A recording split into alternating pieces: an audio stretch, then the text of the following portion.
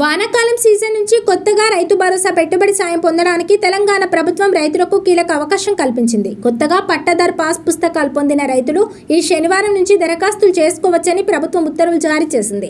అర్హులైన రైతులు తమ పరిధిలోని రైతు వేదికల్లో సంబంధిత వ్యవసాయ విస్తరణ అధికారులకు దరఖాస్తులు సమర్పించాల్సి ఉంటుంది.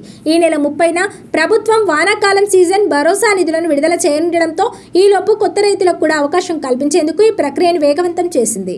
కరీంనగర్ మండలంలో మొత్తం 13,442 మంది రైతులు ఉండగా వారిలో 11,810 మంది రైతు భరోసాకు అర్హులుగా ఉన్నారు. గతంలో యాసంగి సీజన్ నిధులను ప్రభుత్వం 5 ఎకరాల లోపు ఉన్న 11,239 మంది రైతులకు 2 విడతల్లో 7,12,36,856 రూపాయలు ఖాతాల్లో జమ చేసింది. తాజాగా ఈ నెల 15 వరకు కొత్తగా పట్టాదారు పాస్ పుస్తకాలు పొందిన మరో 164 మంది రైతులకు కూడా ఈ సాయం అందనుంది. ఇందులో చామరపల్లి క్లస్టర్లో 32 మంది, దుర్షేడ్లో 47, మొగ్దంపూర్లో 39, నగునూరులో 46 మంది చొప్పున కొత్త రైతులు ఉన్నారు.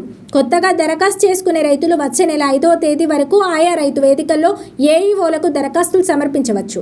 అర్హులైన రైతులు తమ దరఖాస్తు ఫారంతో పాటు గుర్తింపు కార్డు, పట్టాదారు పాస్ పుస్తకం మరియు బ్యాంకు ఖాతా పుస్తకం జిరాక్స్ ప్రతులను జత చేయాలని మండల వ్యవసాయ అధికారి సత్యం సూచించారు. లబ్ధిదారులు ఈ గడువులోపు తమ పత్రాలను సమర్పించి రైతు భరోసా సాయాన్ని పొందవచ్చు.